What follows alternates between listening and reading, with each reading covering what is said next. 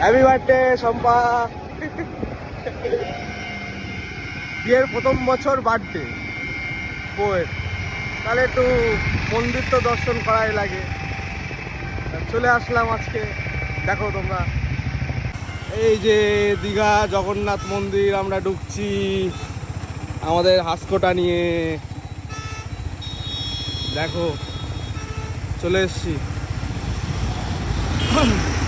বউয়ের জন্মদিন উপলক্ষে আমরা মন্দির দর্শন করতে এবং পুজো দিতে চলে এসেছি।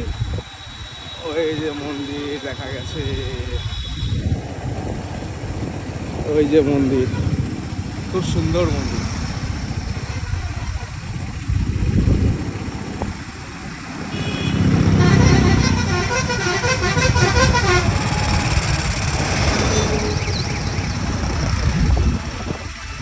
গেট আছে বড়গড়, নম্বর 2 নম্বর এক্সিট গেট।